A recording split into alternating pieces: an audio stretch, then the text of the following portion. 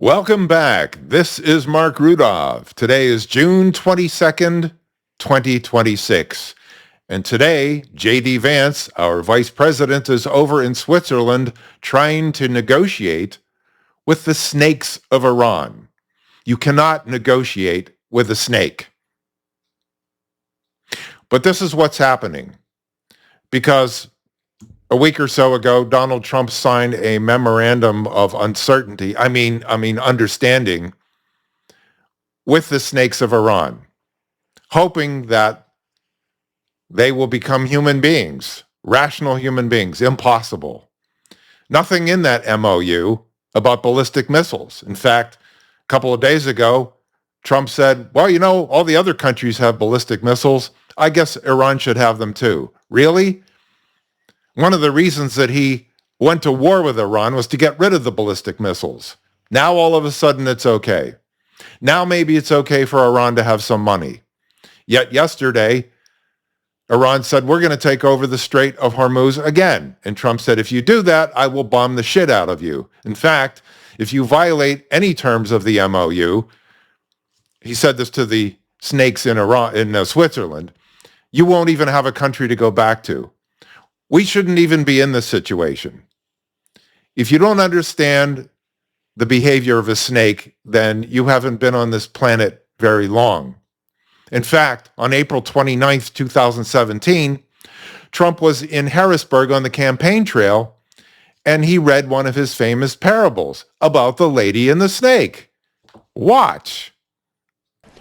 On her way to work one morning, down the path along the lake, a tender-hearted woman saw a poor, half-frozen snake. His pretty-colored skin had been all frosted with the dew. Poor thing, she cried, I'll take you in, and I'll take care of you. The border. Take me in, O tender woman. Take me in, for heaven's sake. Take me in, O tender woman, sighed the vicious snake.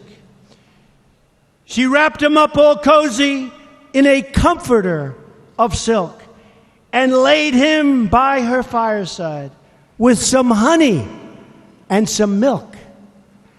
She hurried home from work that night, and as soon as she arrived, she found that pretty snake she'd taken in had been revived.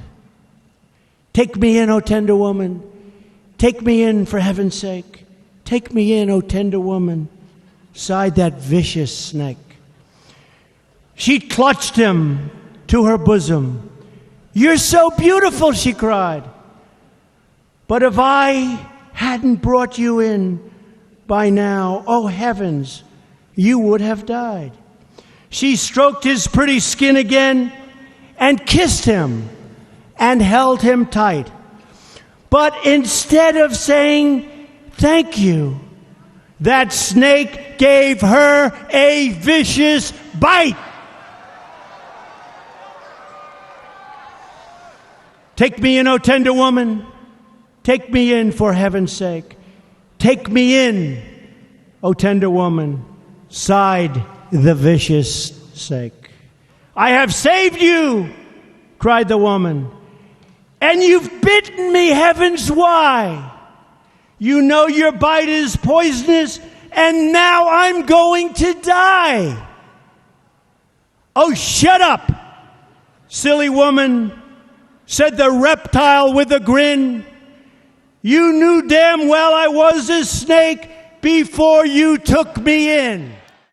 So you can see, Trump knows all too well what a snake is all about. Yet somehow he softened in this situation, and it makes no sense. You don't quit a golf tournament on the 17th hole. You don't stop running with the football on the 10-yard line. You finish the job. And on April 8th, he decided not to finish the job, and that was a mistake.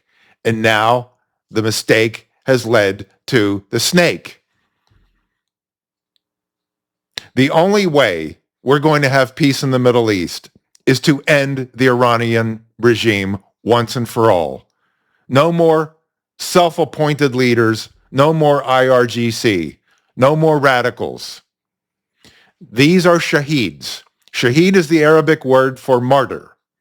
Martyrs love death, they embrace death, they worship death.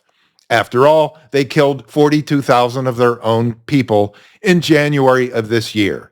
That's what snakes do. So, Mr. President, remember what you said about the lady and the snake. She died as a result of softening. You have softened. Go back to where you were on April 8th. Finish the job. This is Marc Rudov.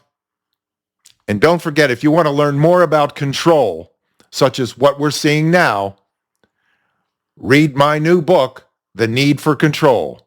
You can get it at theneedforcontrol.com. Until next time.